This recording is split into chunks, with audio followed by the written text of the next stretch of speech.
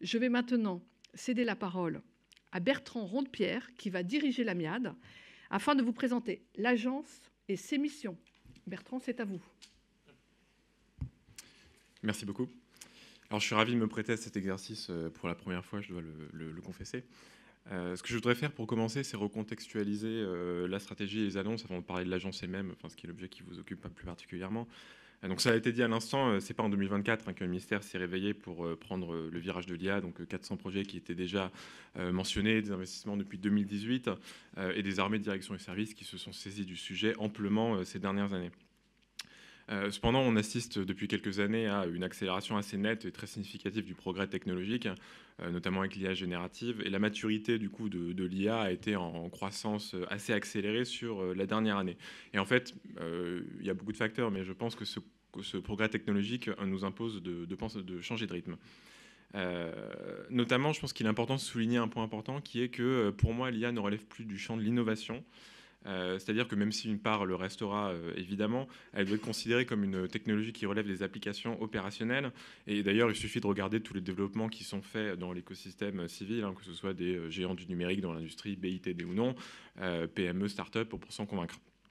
Et d'autant plus d'ailleurs sur la scène des start-up au cours de ces derniers mois. En revanche, ce qui est clair, c'est que la généralisation de l'IA, si elle est de plus en plus présente, elle est particulièrement dans son emploi maîtrisé, dirons-nous.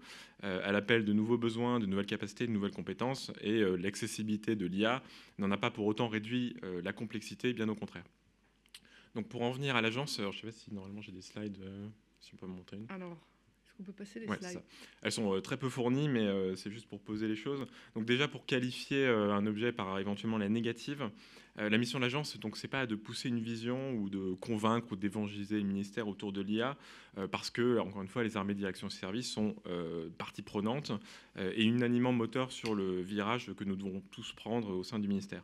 Donc la mission qui est synthétisée à l'écran, alors synthétisée en tout cas par rapport à la commande qui m'est faite, dirons-nous, à mon sens, c'est de contribuer à la transformation des armées de direction et services en accélérant l'intégration de l'intelligence artificielle au profit des opérations, des processus organiques pour accroître notre supériorité opérationnelle et l'efficacité au quotidien des agents du ministère. En prenant une inspiration ensuite, et si on s'attarde sur certains mots de l'énoncé, d'abord la contribution à la transformation.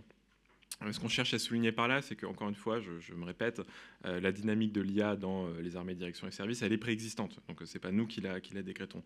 En revanche, on ambitionne évidemment à la porter encore plus loin qu'elle ne l'est aujourd'hui. Et sur la partie transformation, elle n'est pas le seul facteur de transformation des armées. Enfin, il y a beaucoup d'autres problématiques qui sont apportées. Donc, il s'agit de transformation et il s'agit d'y contribuer avec l'IA, mais pas que. Pour prendre un exemple simple et dirons-nous non contractuel, la production de synthèse, qui est une opération assez classique faite par des traitants au profit du commandement, on voit bien que l'IA générative fournit des capacités de synthèse et on va pouvoir réfléchir à comment cette opération, la mise à disposition d'informations pour le commandement et la production de ces synthèses pourrait être fait d'une façon un petit peu différente. Et donc la transformation, on voit que c'est autant la technologie sous-jacente que le processus qui l'habille d'une certaine façon. L'accélération, j'insiste encore une fois sur le fait qu'on n'est pas dans une démarche nouvelle, et donc il s'agit vraiment de l'amplifier et de la pousser jusqu'au bout. De conception, production, déploiement, suivi du cycle de l'IA, le but c'est bien d'obtenir à court terme des réalisations très concrètes. L'intégration, c'est aussi un mot important parce que tout ça est étroitement lié aux opérations d'armement, mais pas que, parce qu'il y a aussi des sujets qui sont autoportants. D'ailleurs, ces opérations sont le cœur du travail de la DGA, qui elle aussi est autant moteur que partie prenante sur la démarche. Enfin, dans cette mission, il est question de finalité. Donc, on soulignera évidemment que ça concerne notre façon de faire la guerre, mais il ne faut vraiment pas négliger le fait que c'est aussi notre façon de travailler en tant qu'organisation, et ce qui finalement est la vie quotidienne de nos agents, et là où le ministère est peut-être moins différent ou a moins de spécificité par rapport à d'autres secteurs, le privé ou d'autres administrations au sein de l'État. Pour donner un exemple, je pense que sur les agents conversationnels, les attentes sont assez fortes, que ce soit au Minarme ou ailleurs.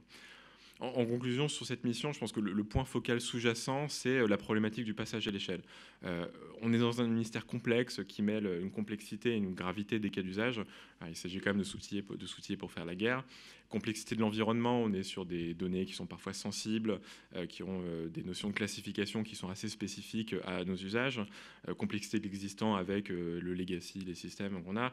Et du coup, transformer une idée en un succès opérationnel, ça nécessite de mener une démarche de bout en bout, conception, livraison d'un produit. Et c'est ça que l'agence a vocation d'incarner, en collaboration évidemment très proche avec toutes les armées, directions et services. Pour ça, donc, une mission, il y a aussi une question de méthode. On parle de l'IA comme un objet technologique, c'est évidemment une grande partie de ce qui nous occupe. Cependant, pour le processus d'atterrissage de l'IA dans les opérations, il ne faut pas négliger l'importance des complexités liées à l'humain, à la culture, l'organisation et au processus d'intégration de l'IA au sein du ministère. Les initiatives sont déjà foisonnantes. Le chemin effectué depuis 2018 fait qu'on s'est déjà emparé de ce sujet et on a réalisé qu'il fallait avoir une méthode adaptée et du coup différente.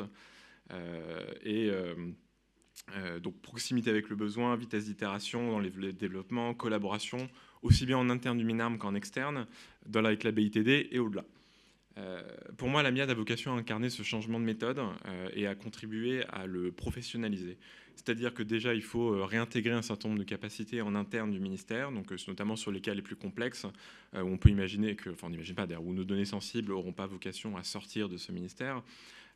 Et donc ça fait que si on n'internalise pas, c'est tout simplement impossible de répondre à des cas d'usage d'IA qui les traitent.